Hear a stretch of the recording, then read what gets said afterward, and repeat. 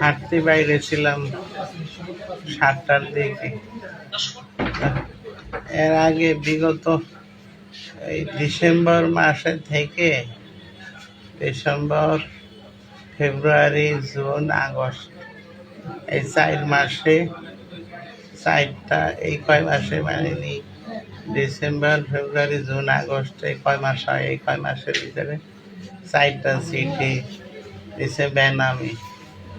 মানে প্রথম চিঠিটা লেগছে আপনি করিয়া, এরপরে চিঠি লেগছে তুমি করিয়া, এরপরে লেগছে তুই করিয়া। লেগছে যে তুই আমাদের কথা মোতাবেক এই অখণ্ড ভারত মাতার পক্ষে মেম্বারে বসা কৌশলে কথা বলবি, কারণ পূর্ববঙ্গের ভারত ছাড়া আপন কেউ নাই।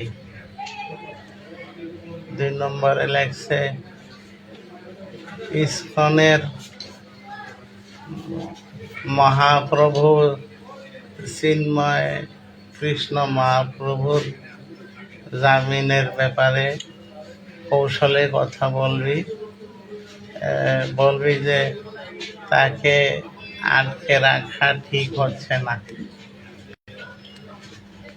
এরপরে 3 নম্বরে লেগছে হইল এই পূর্ববঙ্গের সব ধর্মভিত্তিক দল বিএনপি, এনসিপি এদের সকলের বিরুদ্ধে মেম্বারে বসা কৌশলে কথা বলবি। এনসিপি বাংলাদেশের, এনসিপি পূর্ববঙ্গের 1 নম্বর শত্রু। 3 নম্বর। 4 নম্বরে লেগছে যে তুই কৌশলে মেম্বারে বসা এই মাসালা দিবি যে মুসলমান মেয়েরা হিন্দু ছেলেদের সাথে প্রেমে বাধা নেই। এই আমাদের কথা মতো এই 4টা কথা বলবি, আর না হলে তোর মৃত্যুদণ্ড দেওয়া হবে। এরপরে এই 4টা চিঠি আমি বেনামি, যেহেতু এই উড়ো চিঠি এই সিরিয়া ফেলাই দিছি, এবারে বলি নাই গন্ডগোল লাগবে, খালি ঝামেলা করে লাগবে। আর জানতাম আমার প্রস্তাব বলছিল যে উড়ো চিঠিতে গান দিতে হয় না, এলে আরো বেশি করিয়া 4টা ধরে। এই জন্য আর এগুলি সিরিয়া ফেলাই দিছি। 5 নম্বরের চিঠিটা দিছে হইল এই 25/9/25 তারিখ, 25/9/25 এই বৃহস্পতিবার ফজরের নামাজের জন্য মসজিদে আসতে লইছি। দেখি যে ঘরের আমার বারান্দার স্টিলের গেটটা বাইরে দিয়ে আটকানো, আমি খুলতে পারতেছি না। মহাজনের ফোন দিলাম যে আমার বাইরে নাও, আমি তো বাইরে দিতে পারতেছি না। এরপরে মহাজনে আসলো, বাইরের টিনের গেটটা এটাও বন্ধ।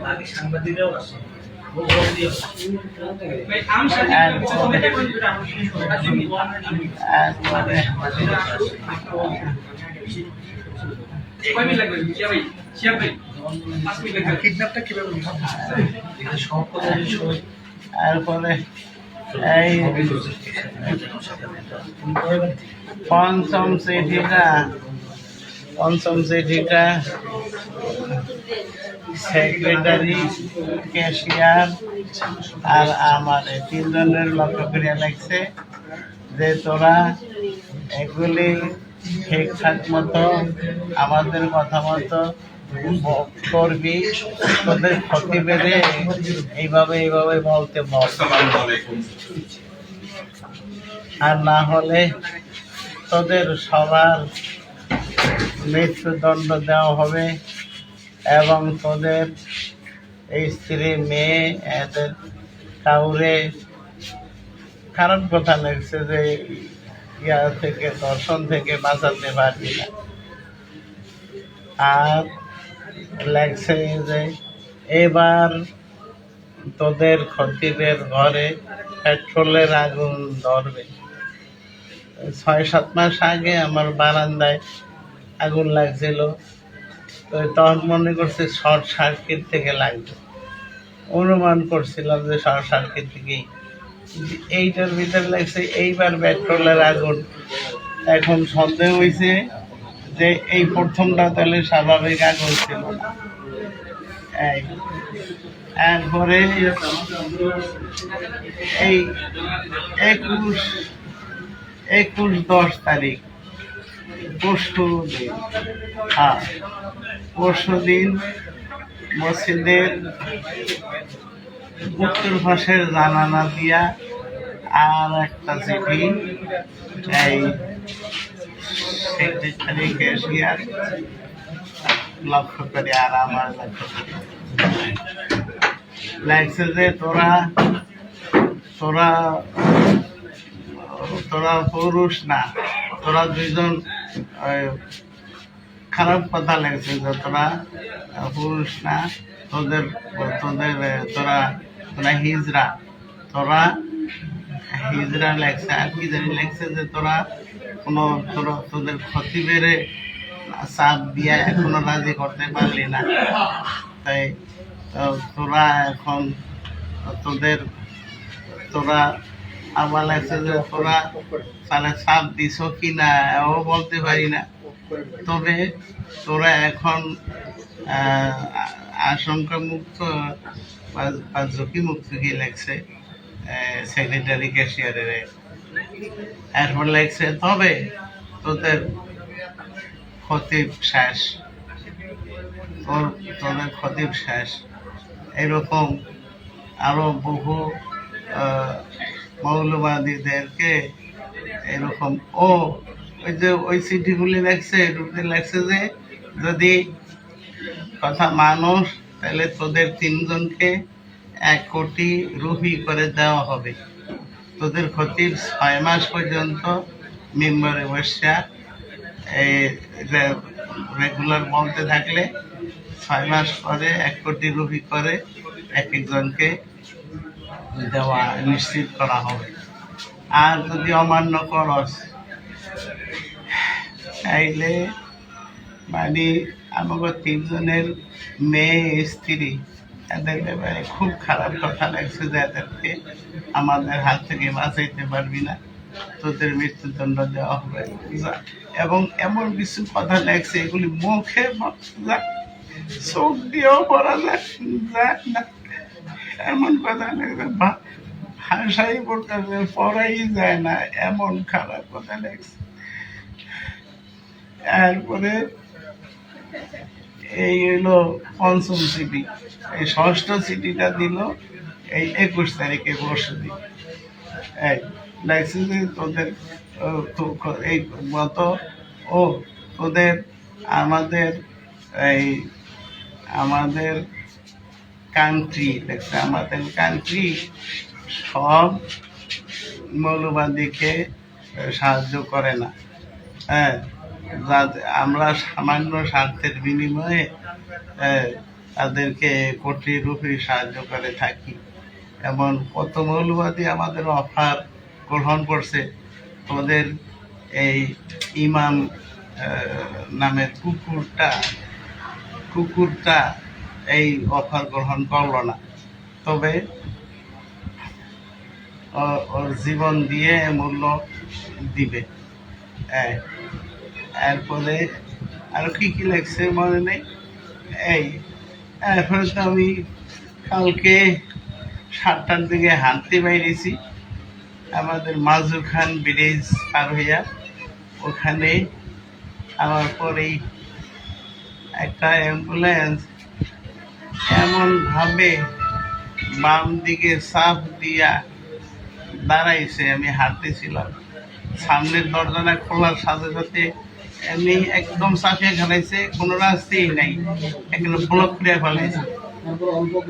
হাতের সাথে একটা কি জন্য রুমাল না কাগজ নাকি মুখে ধরছে, একজনের পিছু থেকে একজনে পিছনের দরজা খুলিয়া এমন জোরে থাপ্পড় দিছে 2-3টা।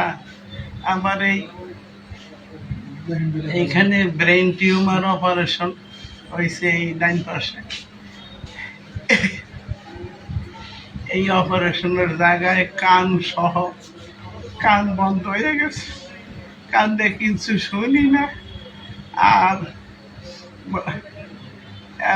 আর দেখি যে এখন এই আঘাতের কারণে আর ওই কি জানি নাকের কাছে অক্সিজেনের মতো একটু গ্রান, কি জানি একটা গ্রানে আমি আর বলতে পারি না। শেষে এই চলতেই আছে,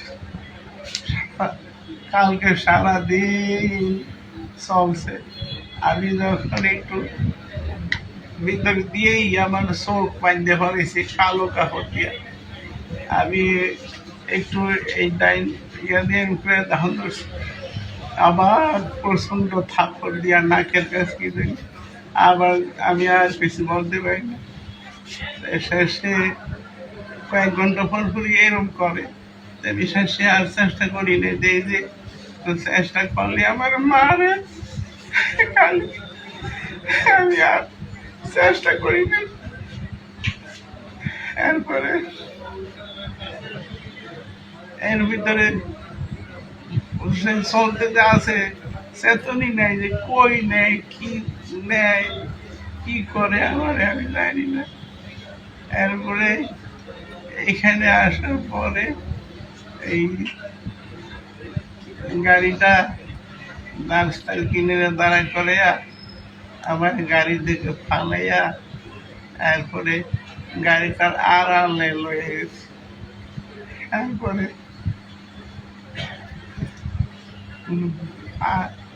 কাছের আমি অনুভব করলাম, শক্ত বান্ধাই অনুভব করলাম যে কাছের বোতলে পানি ভরিয়া তারপরে আমার এই 2টা না 2 রান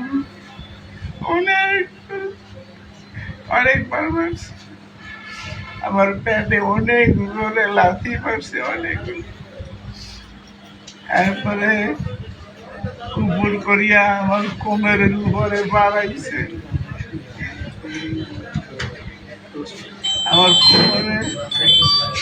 আমার কোমরে অনেক ব্যথা। সরকার অসুস্থ, তারপরে আমার পায়ে জামা খুলে বাড়াইছে।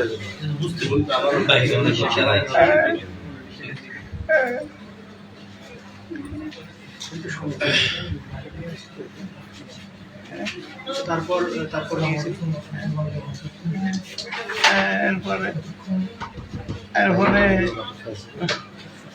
আমাদের উপর করিয়া আমার পায়ে জামা খুলে ফেলাইছে।